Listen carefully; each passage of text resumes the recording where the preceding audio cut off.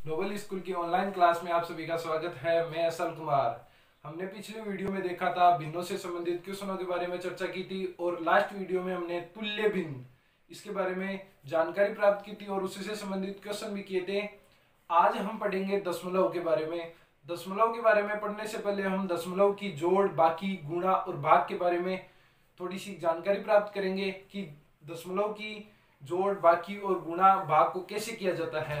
तो आइए हम उससे संबंधित क्वेश्चन करते हैं। देखिए, हम पहले जोड़ के बारे में देखेंगे कि दशमलव की जोड़ को किस प्रकार से किया जाता है।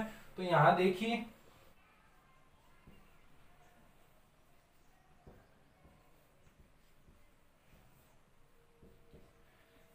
दशमलव की जोड़ के बारे में। तो यहां ये दशमलव के नीचे दशमलव आना चाहिए, यानी कि एक ही लाइन में होने चाहिए। इस दशमलव के नीचे ये दशमलव आना चाहिए तो ये जोड़ सही होगी, अन्यथा ये जोड़ गलत हो जाएगी। अब देखिए, इनको अपन जैसे अपन साधारण जोड़ को करते हैं उसी प्रकार इस जोड़ को भी करेंगे। तो यहाँ 4 और 7 को जोड़ेंगे तो 11 हो जाएंगे, यहाँ आ जाएगा 1 और यहाँ शेष रह जाएगा 1। फिर 3 और 3 को जोड़ेंगे 6 और उसमें 1 जोड़ेंगे तो 7। फिर यहाँ पॉइंट लग रहा है यानी दशमलव, तो यहाँ दशमलव लगाया। फिर 5 और 2 को ऐड किया तो यहाँ आ गया 7। ये इस दशमलव की जोड़ हो चुकी है। अब देखते हैं बाकी के बारे में। मैं लिख रहा हूं यहाँ 5, 7, 3, 2 और यहाँ लिखा मैंने दशमलव। यहाँ लिखा 3, 2, 4, यहाँ 1, यहाँ दशमलव। अब ये बाकी करेंगे तो आपको पता ही होगा कि साधारण बाकी को किस प्रकार से किया जाता है। इसमें और साधारण बाकी में केवल और केवल एक ही डिफरेंट है इस दशमलव का। इसमें केवल एक ही चीज का ध्यान रखना पड़ता है, यहाँ ये दशमलव एक ही लाइन में आना चाहिए, यानी कि यहाँ ऐसी सीधी लाइन में आना चाहिए और कोई ध्यान नहीं रखना है। जैसे अपन साधारण बाकी करते हैं उसी प्रकार से इसको भी किया जाता है। तो देखिए, यहाँ 2 में से मैं 1 को लेस करूंगा तो यहाँ 1 आएगा। फिर यहाँ 3 में से 4 को लेस करूंगा तो जा नहीं रहा। फिर यहाँ इससे 1 में उधार लेऊंगा तो यहाँ 13 बन जाएगा। 13 में से मैं 4 को लेस करूंगा तो यहाँ 9 आ जाएगा और यहाँ 6 शेष रह जाएगा। 6 में से मैं 2 को लेस करूंगा तो यहाँ 4 आ जाएगा। फिर यहाँ दशमलव, देखिए ये वापस आ चुका है दशमलव। यहाँ 5 में से मैं 3 को लेस करूंगा तो यहाँ 2 आ जाएगा। मुझे आशा है कि आप लोगों को ये जोड़ और बाकी समझ आ चुकी होगी। अब अपन इसी से संबंधित दशमलव से संबंधित गुणा भी देखते हैं। तो देखो, यहाँ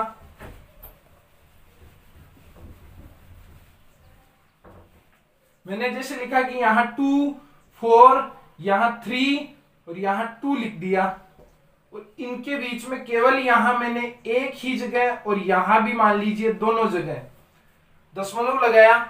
अब देखिए इनकी किस प्रकार से की जाती है। और एक मान लीजिए मैंने पहले इसको हटा दिया, फिर मैं दोनों में साथ लेऊंगा तो उसमें देखेंगे कि किस प्रकार से किया जाता है। तो मैं 3 को मल्टीप्लाई करूंगा 4 से तो 12 आएगा। छोटे बच्चे हैं तो ध्यान से देखिए, यहाँ 2 आ जाएगा और शेष क्या रह गया 1। फिर मैं 3 को 2 से मल्टीप्लाई करूंगा तो 6 आएगा और 6 में इस 1 को जो बचा हुआ शेष है 1, इसको ऐड करेंगे तो यहाँ कितना आ जाएगा 7। फिर इसको इससे मल्टीप्लाई करेंगे 2 को 4 से तो यहाँ कितना आ जाएगा 8। पर उससे पहले आपको एक चीज ध्यान रखनी है, जब इससे ये गुणा कंप्लीट हो जाए उसके बाद फर्स्ट जो संख्या है उसके नीचे अपने को क्रॉस का चिन्ह लगाना है। फिर मतलब ये होता है कि यहाँ इस संख्या को छोड़ा जाता है और फर्स्ट संख्या को छोड़ के आगे वाली संख्या से लिखना स्टार्ट किया जाता है। जब यहाँ दूसरे से स्टार्ट, मान लीजिए तीसरी संख्या और है तो यहाँ अपन 2 छोड़ देंगे, तीसरे से स्टार्ट करेंगे। तो देखो, इसको 2 को 4 से मल्टीप्लाई किया तो यहाँ 8, फिर इसको इससे मल्टीप्लाई किया तो 4। तो देखिए यहाँ 2, 7 और 8 को किया तो यहाँ 15, तो यहाँ 1 शेष रह जाएगा, वो इसमें ऐड हो जाएगा तो यहाँ 5। अब आप लोग सोचोगे कि यहाँ दशमलव तो आया ही नहीं। तो आप देखिए दशमलव के बाद यहाँ संख्याएं कितनी है। दशमलव के बाद यहाँ मात्र एक ही संख्या है और कहीं दशमलव दिख ही नहीं रहा। तो आप एक संख्या इकाई अंक से, यहां से, इधर से एक संख्या छोड़िए और उसके बाद आप दशमलव लगा दीजिए। तो मैंने इसको छोड़ दिया और यहां दशमलव लगा दिया, तो ये इन संख्याओं का दशमलव जो गुणा है वो हो चुका है।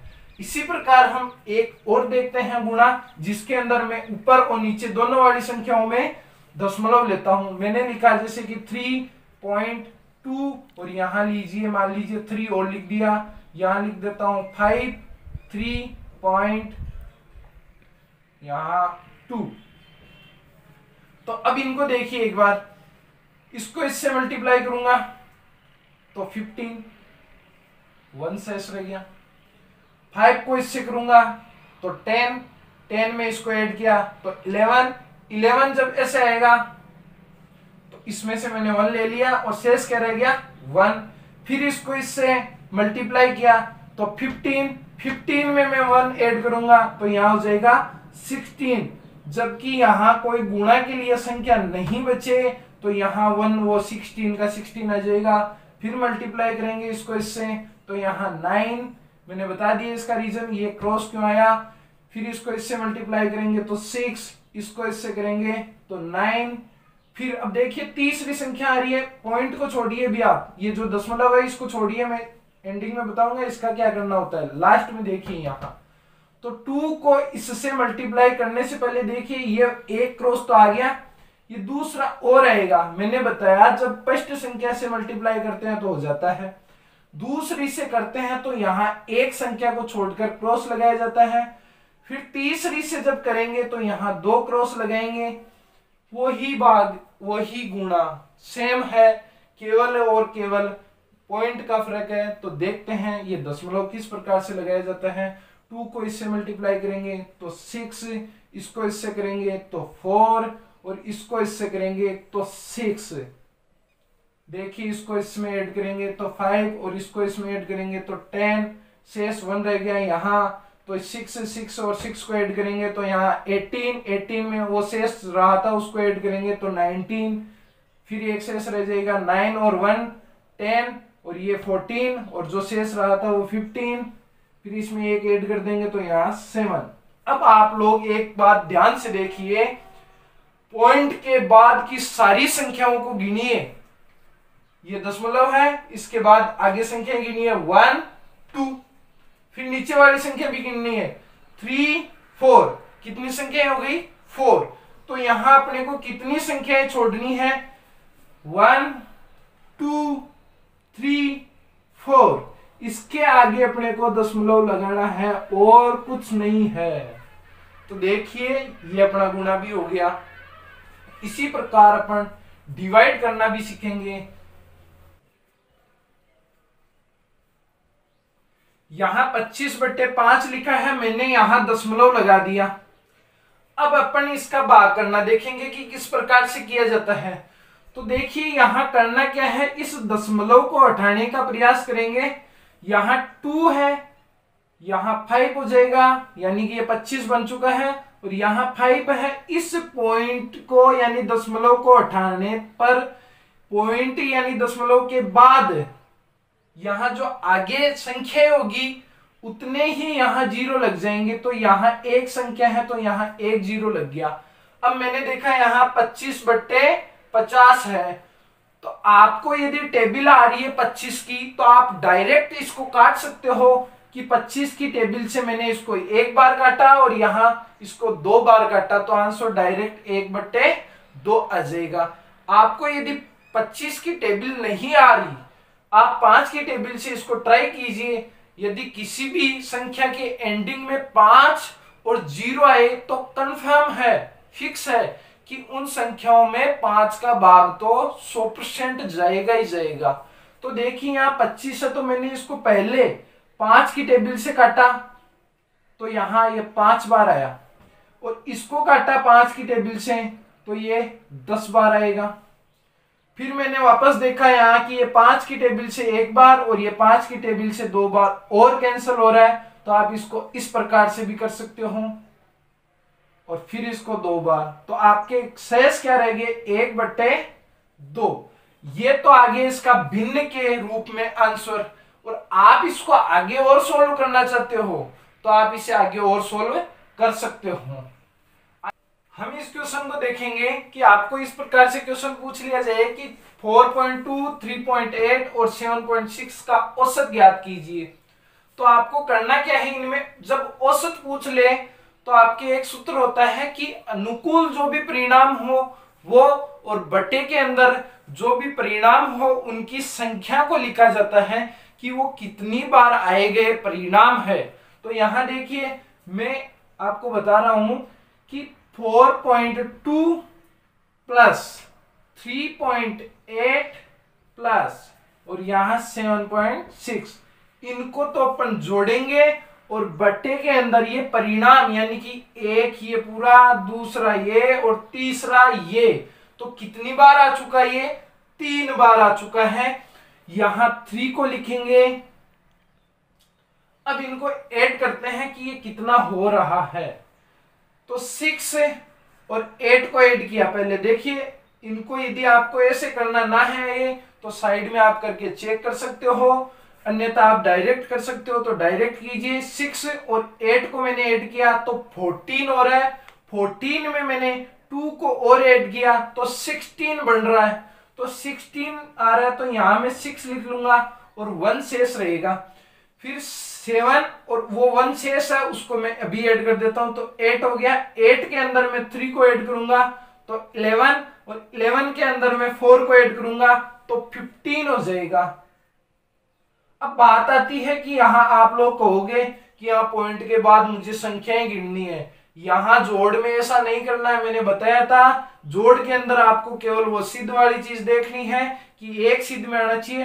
तो यहां एक संख्या के बाद में ही पॉइंट आ रहा है तो आपको यहां पॉइंट कहां लगाना है, यहां। ये आपकी जोड़ हो गई। अब बट्टे के अंदर 3, फिर बात आती है ये भाग आ गया। तो देखिए एक ही साथ अपन ने जोड़ भी सीख ली, यहां इस क्वेश्चन में भाग भी देख रहे हैं। तो अब इसका भाग देंगे इसमें, तो उससे पहले वही बात आती है कि इस दशमलव का क्या करें।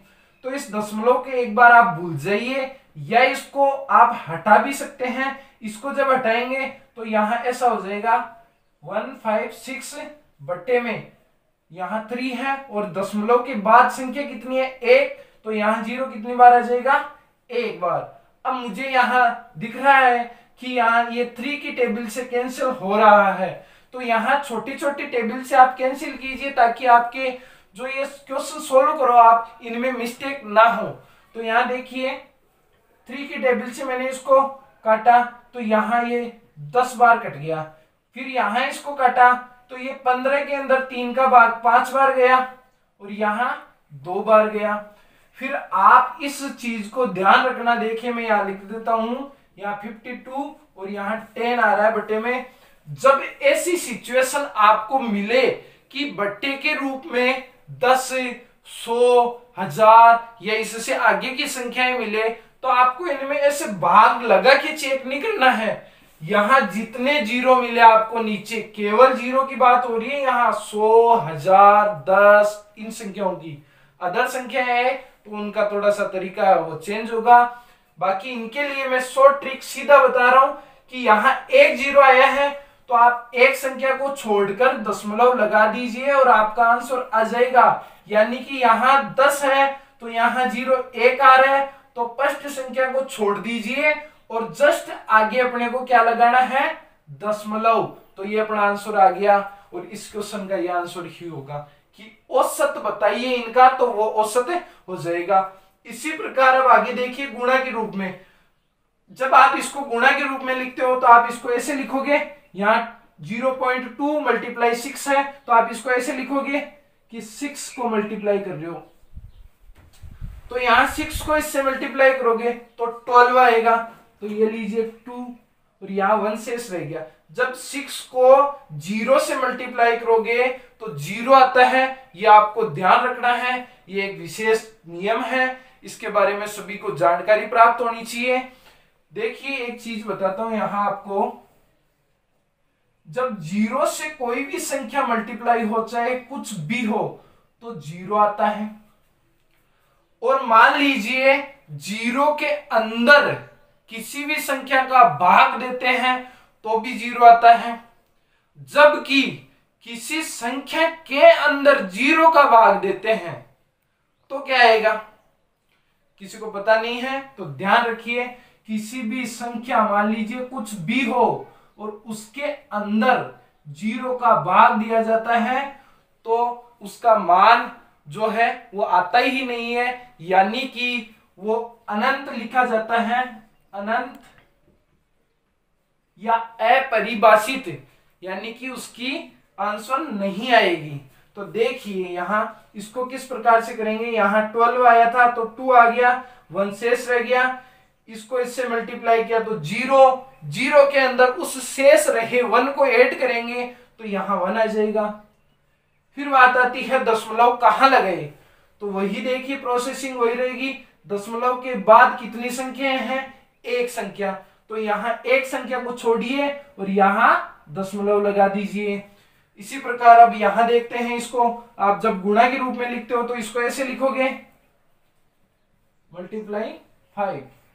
जब इसको 5 को मैं 1 से मल्टीप्लाई करूंगा तो 5 आएगा, इसको 7 को और 5 को करूंगा तो 35 आएगा, 35 का यहाँ 5 आ गया, यहाँ 3 शेष रह गया। इसको और इसको करेंगे तो 10 में जब 3 को ऐड किया तो यहाँ 13 हो जाएगा। अब बात आती है दशमलव की, तो दशमलव के बाद संख्याओं को काउंट कीजिए, 1 2, नीचे कुछ है नहीं तो 2 संख्याओं को छोड़ दीजिए 1 2 और यहां दशमलव लगा दीजिए, ये अपना गुणा भी हो गया।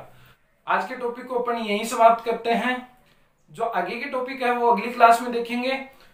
एक बात मैं आपको बताना चाहूंगा कि ये जो आप क्वेश्चन है या प्रैक्टिस क्वेश्चन करते रहा करो। आपके पास पुरानी नोटबुक भी पड़ी होगी, उसमें भी जैसे मान लीजिए आपका कोई बड़ा भाई है या आपकी बड़ी क्लास थी, उसमें से आप क्वेश्चनों को देखिए और इन क्वेश्चनों को करने की कोशिश कीजिए, क्योंकि सिलेबस में कुछ ऐसा चेंज नहीं होता है। ये जो टॉपिक्स है वो फिक्स पड़े रहते हैं, तो आप घर पे इन क्वेश्चनों की प्रैक्टिस करते रहा करो ताकि आपके अंदर इंप्रूव होता रहे और आपको ये जो भी क्वेश्चंस है वो बहुत अच्छे से समझ आ जाएंगे। धन्यवाद।